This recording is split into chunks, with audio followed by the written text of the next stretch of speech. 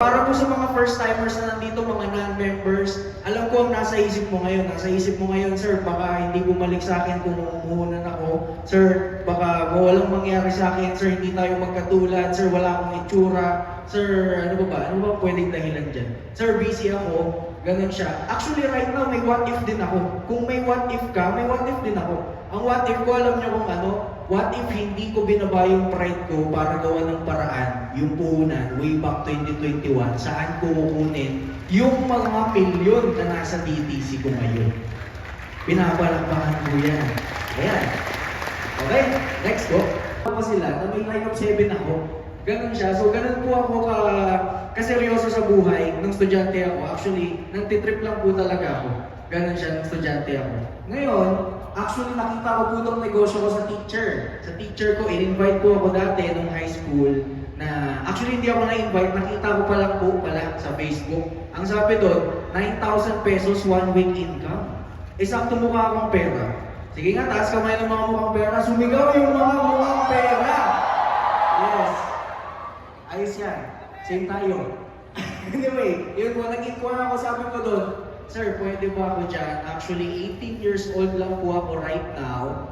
Pwede ko po bang makita yan? So, in-explain sa akin, na-gets ko, nagustuhan ko. And, nanlumo po ako bigla. Nung biglang may puhunan. Sabi ko, wow, okay, hindi to para sa akin. May puhunan bigla.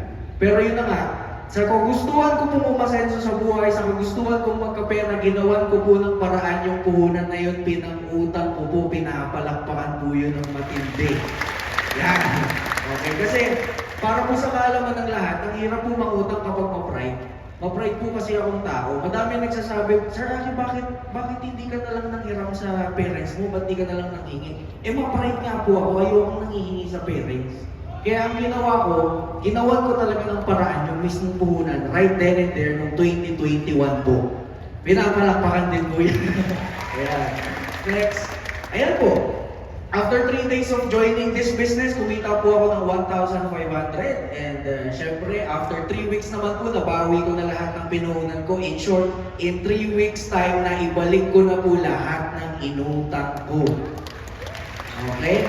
Yan po. And syempre, nung right then and there, medyo kinakabahan ako nung pag-join ko na parang, skamata to. Parang ganun pa yung parang ganun pa yung nasa isip ko na parang naskamata ako ni Sir Deo. Sir Deo, kung nasan ka man, thank you very much. Pero yun na nga, parang naskam ako dati. Pero yun na nga, after 3 days na patunayan ko na wow, pwede pala talaga kumita with this business. Para po sa mga first-timers na nandito, mga non-members, alam ko ang nasa isip mo ngayon. Nasa isip mo ngayon, sir, baka hindi bumalik sa akin kung umuunan ako. Sir, baka walang mangyari sa akin. Sir, hindi tayo magkatulad. Sir, wala akong itsura. Sir, ano ba pwedeng dahilan dyan? Sir, busy ako. Ganun siya. Actually, right now, may what if din ako. Kung may what if ka, may what if din ako. Ang what if ko, alam niyo kung ano?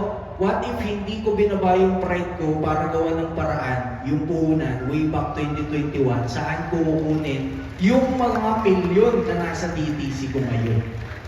Pinapalakpakan ko yan. Ayan.